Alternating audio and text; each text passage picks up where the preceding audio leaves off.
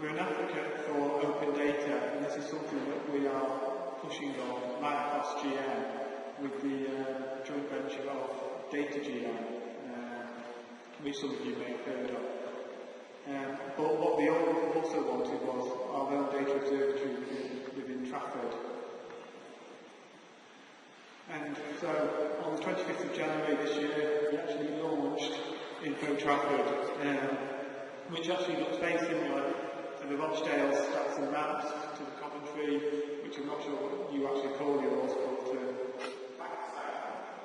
that's about Coventry. So they're all very similar sites, which in some ways is actually really good for the users of the sites, because they can go on one and find their way around and go on another and do the same thing. But when we launched this, I went through the site, which I'm not going to go to do, I'm not going to do today. But the way this is the homepage, I mean, it's really, we've tried to make it as simple as possible, with the left-hand side allowing the navigation bar to the different areas. But we've also put in the middle information by themes to actually try and direct people into areas which they may find of interest, and to actually try and speed up the process, because I know, like Tim was saying from Coventry, the speed of the actual system when you've got loads of data sets in there does slow down.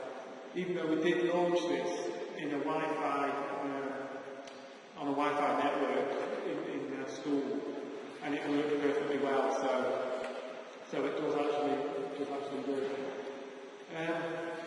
The other areas within the actual camera are these two areas. Now, other stats websites have actually said about the profiles of areas, which we're also looking into, but we've also organised mapped assets as well into the site, and we're looking to actually develop that area further. So as I said, the launch was the 25th of January, which was very well populated, attended from right across Trafford, from different organisations, voluntary, community, public sector, and we did have the odd private sector there, organisation there at the launch, the new Fuse development and parking plan. But what has happened since the launch is that it's actually prompted a number of partners to think about how they could use the site further. We've had 900 actual links to different data aspects on the site since the launch in January, so it just shows you how much people are actually starting to use it now. We've also thought of what data they could share with us and add to the site to actually make it more beneficial, and how we can develop the site further, both internally within Trafford, but also with partners across Greater Manchester, to actually look at building on the DataGM aspect and creating an analysis site right across the GM region. As you said, stakeholders. I would say a big stakeholder in it, providing us with thousands and thousands of data sets which we've got on the site. But there's also the police, the health service, Trafford Council. Because this is a partnership site, Trafford Council is actually a partner within the process. The housing trust, voluntary community centres, and as well as the public. We're trying to actually get it out there so the public actually can use the site for different analysis that they want to do, as well as the media, which I didn't actually add on there, which is another stakeholder. Vast of data views. There's thousands of data views actually on the site.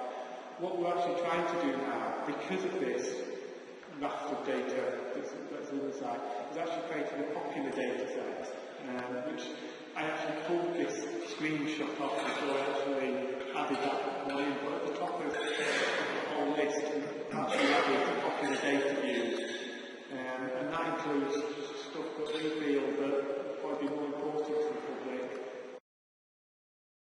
Recent freedom of information requests that have come in, to actually try and direct them in the quickest possible way to the data that they are after.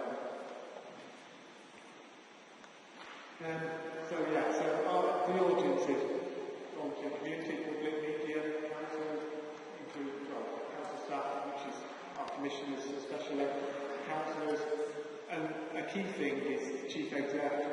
As this has been a dream of hers for the past 3 years, the buy-in from the top has been amazing, and it's really the buy-in from the top has enabled us to actually push this forward in the speed that we have. I only really came into driving this in the last 3 months, since the State Innovation Officer left Trafford, and the actual push from the top has been amazing in actual getting us and for the launch in January. And as you can see there, initial feedback from our users has been extremely positive. People love the way that the data is accessible to them, and that the site is very user-friendly and engaging for them to actually pull the information that they require off. Basing letter to all the other sites that we've seen across presentations today. This is actually showing job seekers allowance, but we've tried to keep it as user-friendly and as uniform as possible for all the different data performance indicators as possible. Like with Coventry, we've got the comparators over here. You can click on the different areas.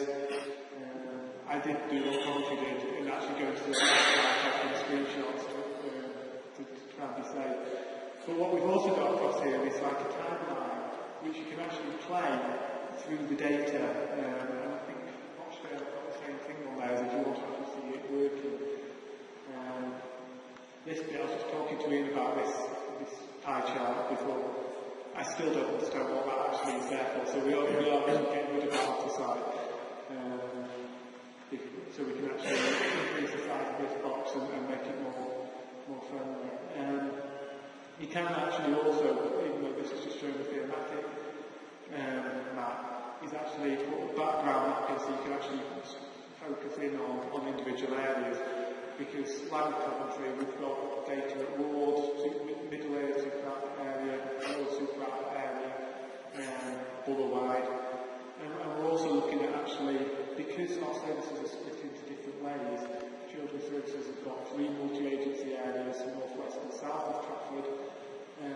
Adults have got 4, which splits the south area, which in Children's Services puts across somewhere like this, or across that dark line. Adults have actually cut it as well, so we've got 2 areas in the south. So we're trying to actually set those up to actually allow the different commissioners within those areas to actually focus in on the areas that they need. We're also looking at the community budget areas as well, but actually putting those into the thematic map so we can actually look at the performance measures within those areas as well when we're commissioning services for those. In addition to that, there is an area that's locked in the background, and at the moment it's not really used much apart from outside the actual performance area. But what we're looking at doing is actually putting more personalised information into that part to allow commissioners within the services to actually look at that lower level information to actually utilise it when they're commissioning services further. So we don't just have the public facing aspect, we also have the private sector aspect of the information.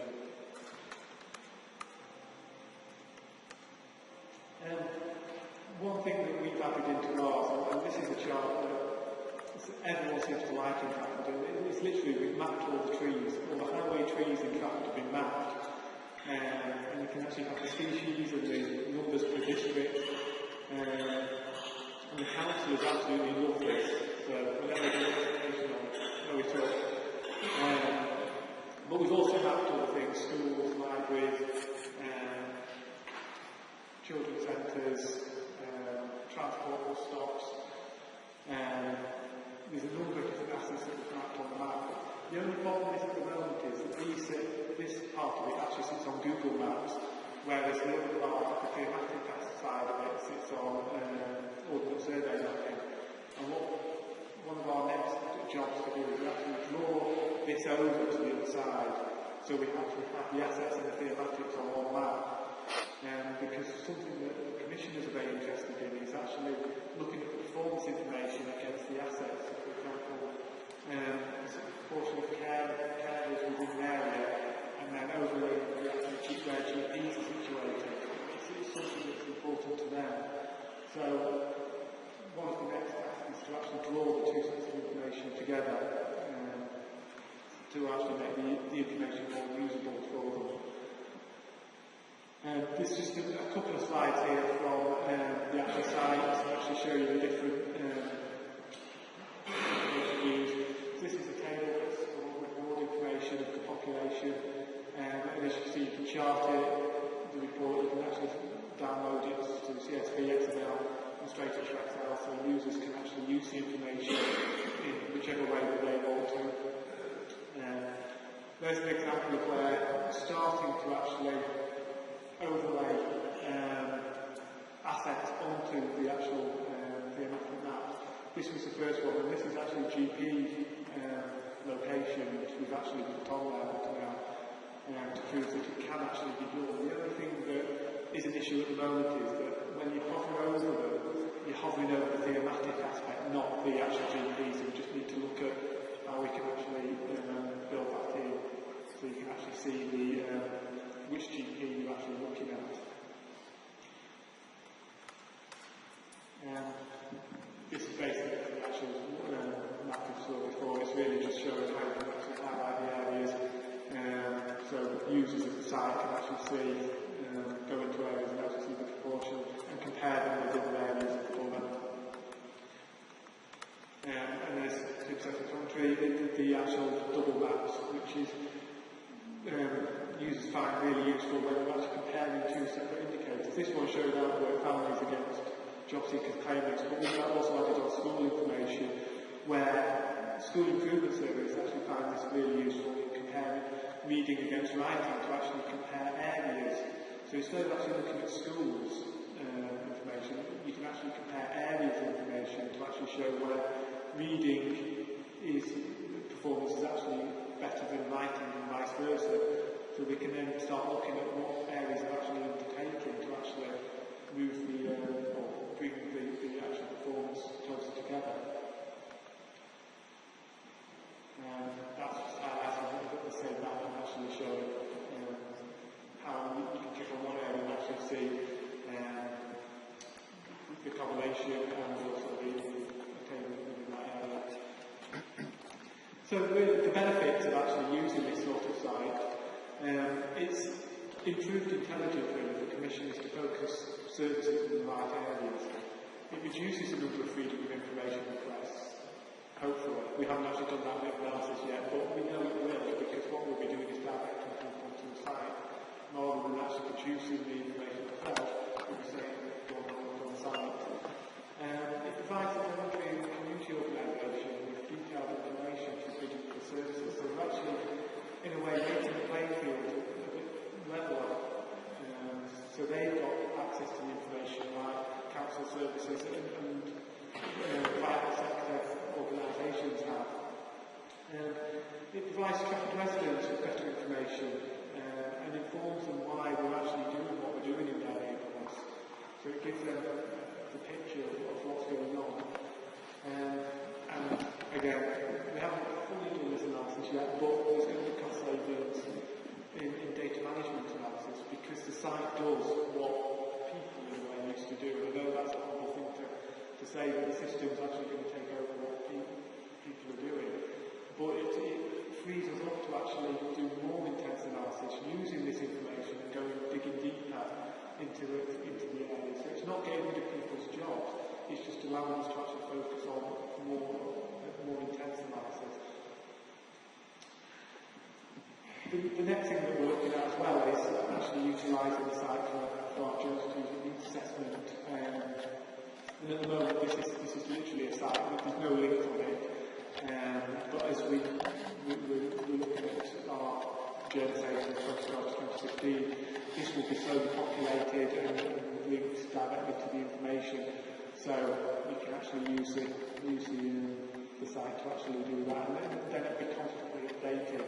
So even though it says 2012 to 2015, it will just be an ongoing process that the information will be online. And I think that's where collaborators will be as well. In the past, when we've done these assessments for things like our children and people strategy, the GNSA, child quality strategy, when you come to the end of one strategy and you start the next, you've got back to square one for needs assessment. Whereas a site like this will allow us to actually just have a rolling process of understanding where the needs are, to actually develop the strategies as we move along. So our future plans is actually developing the InfoGM aspect, where we're linking Info Trafford with InfoGM, which at the moment is just DataGM. It's literally just a data repository. So we're actually building on that and creating an InfoGM, working with Rochdale and the other Greater Manchester authorities to actually move that forward. Promote the Info Trafford site to all our partners within Trafford. We've started down that road. We're doing a number of presentations with partners. It's been through the diversity board to actually ensure that the site is accessible to all, so not just to ensure that the visually impaired can actually view the information as well as the non-visually impaired. So they've gone away and using the site to actually check if there's any issues. We're building on the neighbourhood themes aspect through the community budgets, through